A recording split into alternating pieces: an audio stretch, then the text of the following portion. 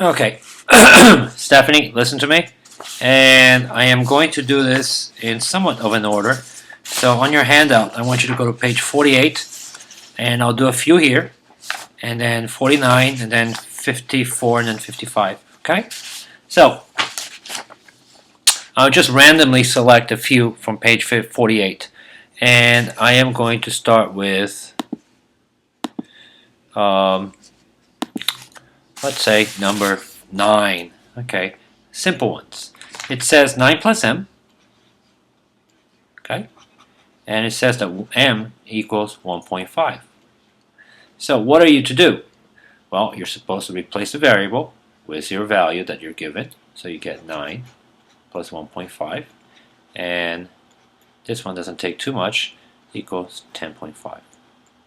Okay, not too sure if this is the section that you have difficulties with, but I'm going to just selectively select a few ones. Number 11 says 30 over d minus 2, and you're given that d equals 6. So again, what are you to do? You go to your expression, which is 30 over d minus 2. You're going to replace that variable, that d, with the letter 6. All right, and that's all I did so far.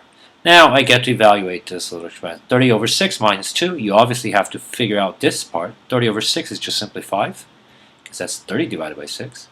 And then minus 2 gives you 3. Alright, so I'm going to do another one. Let's do 19. Okay.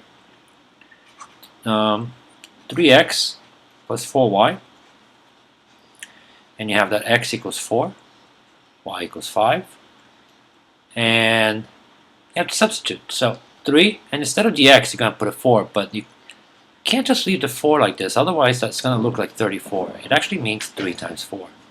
Plus 4 times y, and in this case y is 5, and again you got to put that little dot.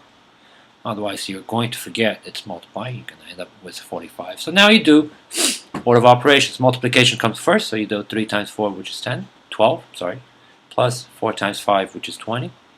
You're ready to add them, and you get 32. Okay. 21. You want me to do 21. All right. So 21, the expression is L, W, H. Remember I told you in class, when you have letters next to each other, it actually means L times W times H. Length times width times height to find the volume of this cube. So you just have to find out what the value for each one. It says that L is 8, the width is 5, and the height is 4. 8 times 5 times 4. Okay, you get a certain value. And same thing for the rest. So page 48, okay, I'm going to leave it at that. And I'm going to go to page 49. 49, okay, they're just tables. Okay, really just tables. So let's pick number 3. You have 2 columns. One says n, the other one says n times 7. Okay, and for n you have values of 8, 9, 11, and 12. Okay, so what happens to this expression right here, n times 7, when n is 8? So you just got to replace it. So you get 8 times 7, and you get 56. So when n is 8, the expression here is valued at 56. What happened when it's 9? 9 times 7, which is 63. And finally, when it's 11 times 7, which is 77. And I'm sorry, one more, 12 times 7, okay, which is 84. Alright, I'm going to leave the rest because the rest is just really simple. Alright, and we'll go over the word problems in class. 54. Okay, we're going to do, let's see, 2 questions from each section. So go to page 54. Alright, and let's select, I don't know, 5. Number 5, the quotient of 13 and z. Quotient should remind you of operation division. And what are we dividing? 13 and z.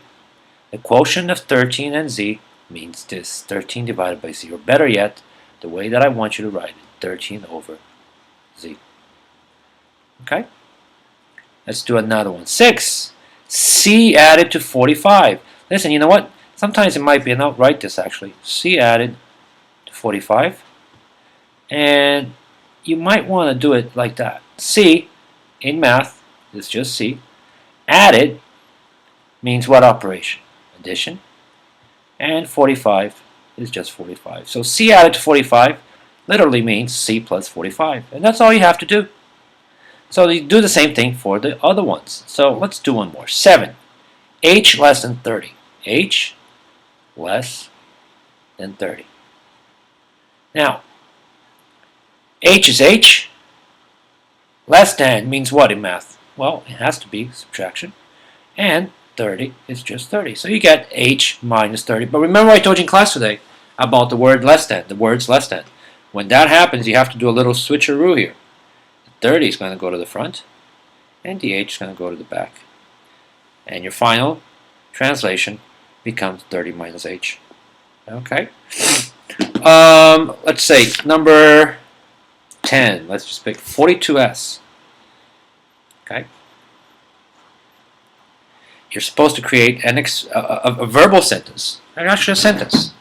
So you can just write here, look, 42 times, you actually write it right, 42 times a number. Do we know what number that is? No, we don't. So we can use S as a symbol for the unknown number. You can write a different way. The product of 42 and a number. That also works. You got choices. V over 12. Let's do that. V over 12. Simplest way to do this. V divided by 12. Divided, sorry. Or you can write it in a more fancy way. The quotient of 12, of V, okay, order does matter, okay, of V and 12. Okay? That's what you were supposed to do from 9 to 16. Alright, and then 17, 18, 19, 20,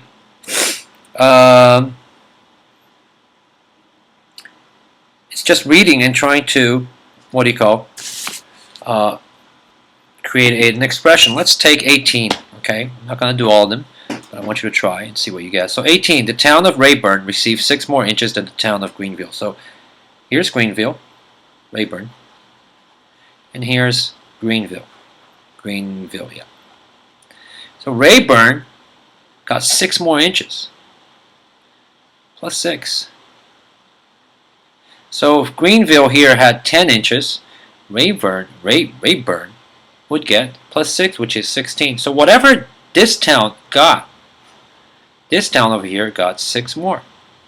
Let's write an algebraic expression to represent the amount of snow in Rayburn. So, do we know how much snow fell in Greenville?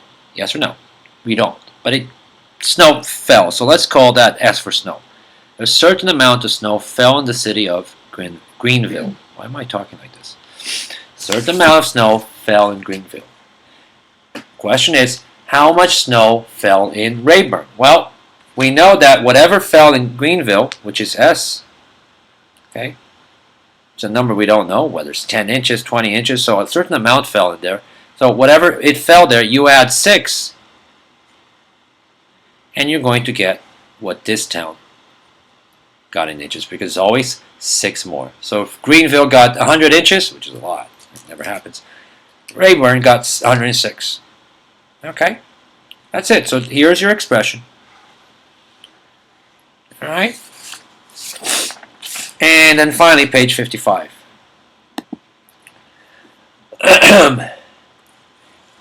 I'll do 2. Let Z represent a number of students in the class. All right, so here's a classroom. Okay, 602, and there's a bunch of students. We don't know how many, but there is Z numbers. Okay, Z.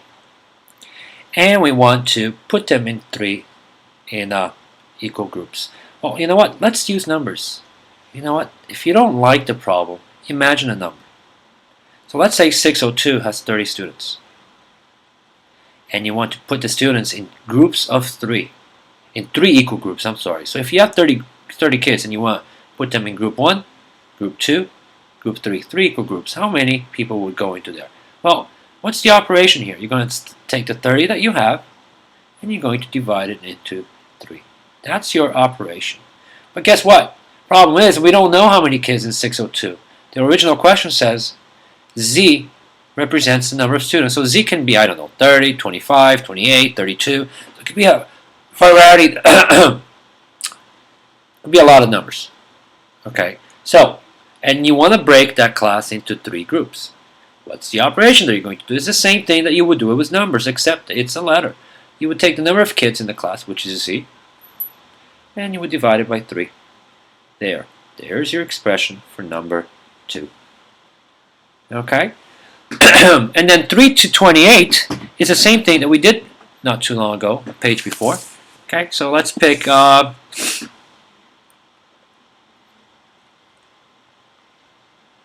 let's pick 7. M subtracted from 100. M subtracted from 100. What would that be in math? Well, M stays as M.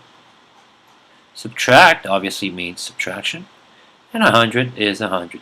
There is our expression, except that, think about it for a second, you have to, in this case, also switch it around. Alright, so why do I say you have to switch around? Well, figure this out for a second. If I say, hey, subtract 5, or 5 subtracted from 7. What exactly would you do? Would you do 5 minus 7? Or would you do 7 minus 5? You're taking 5 away from 7, so you have to reverse the order. Okay? Alright, so you're taking M away from 100. So you're doing 100 minus M. Okay, number 9, let's pick another one. The product of 35 and X. Okay, in this case, X is a letter, not the times sign. Product means multiplication, so the product is the product of 35 times X. 11, I'll do one more. 28 divided by P, Jesus, 28 divided by P. Where do they give you easy ones? Okay, so there's nothing to it. So 12, 13, 14, they're asking you to come up with 2 phrases. Okay, so N plus 91, there you go, I just did one. N plus 91. Or I can say the sum of N plus 91. A number that we don't know increased by 91. So all these are different ways of writing that algebraic expression. Okay? And the other ones, I'd still like you to try it on your own. And let me know tomorrow. Okay? Hope it helps. Email me again if you have problems.